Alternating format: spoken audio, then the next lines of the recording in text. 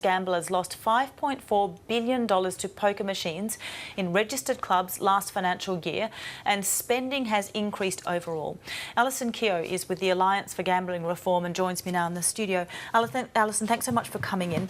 What do you think about these calls to make these numbers public? I think it's long overdue. So particularly in New South Wales, we have a situation where we have the most harm. So we have actually half of Australia's poker machines in New South Wales. And the biggest losses, and they are just from registered clubs. There are also pubs and casinos as well. Yet we have the lowest amount of transparency. So in Victoria, for example, data is released quarterly, and it is by venue and revenue or direct losses to the community. What does that transparency do? What impact does it have?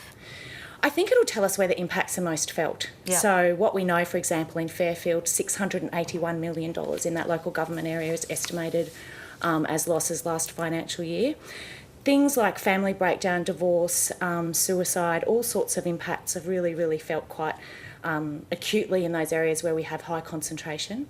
I think the other thing is that we owe it to the community to know what damage is being done. We owe it to the people that live in those areas to give them that information. So the high level of secrecy, while clubs are still not-for-profit organisations and not being held to those high standards of transparency that other not-for-profits might be, for example. Do you know why it is that New South Wales has the least transparency, and why Victoria's allowed those quarterly reports and it doesn't seem to be necessarily harming the industry, but why there's such resistance in this state?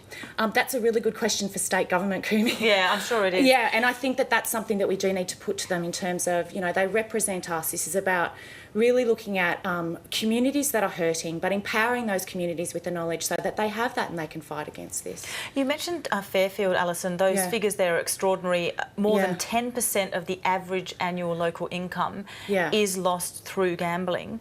It's an extremely disadvantaged community anyway. You mentioned divorce and suicide and family breakdowns. Just talk us through the impact that gambling has on those already vulnerable communities. So we have, this is the thing, so it's all of those things, like it's family breakdown, etc. But like, so for example, I grew up with a parent who had a poker machine addiction. And it's an incredibly difficult childhood, very difficult. But also I think the problem that we have is that we are not looking at a preventative model. So we're looking at all of these. Whenever we get a comment from a government minister or from the industry, they always talk about treatment services and counselling services. So in my mind, that we know of all the impacts and they are really devastating, but we can actually do more to prevent harm. So what would a prevention strategy look like? Prevention strategy would look like things like removing addictive and dangerous features from machines. So in New South Wales, it's no accident that we have the highest losses in the country, but we also have the most dangerous machines. So you can feed $7,500 at one time into a machine through a note acceptor. That to me is not harmless recreational entertainment. You can bet $10 per push, whereas you know, the next lowest is $5 in Victoria, for example, and $1 maximum bets were recommended by the Productivity Commission. There was statements today from the New South Wales Racing Minister Paul Toole, basically saying, because this push is coming from the Greens, basically saying the Greens' disdain for pub and club patrons is well known. They're inner city snobs who look down their nose at everyone else. Is this an inner city snob thing of people looking down their nose at everyone else, or is this something much broader than that? I grew up in a small country town where the local club was the centre of the community. Poker machines damaged that. So I actually really believe in the clubs and community and connection to the local community, but that doesn't involve fleecing people for millions of dollars with highly addictive and highly dangerous machines. So I'd like to see us bring back club community actually and increase community connection. Okay, Alison Keogh, so great to have you in the studio. Really appreciate you coming in. Thank you. Thank you.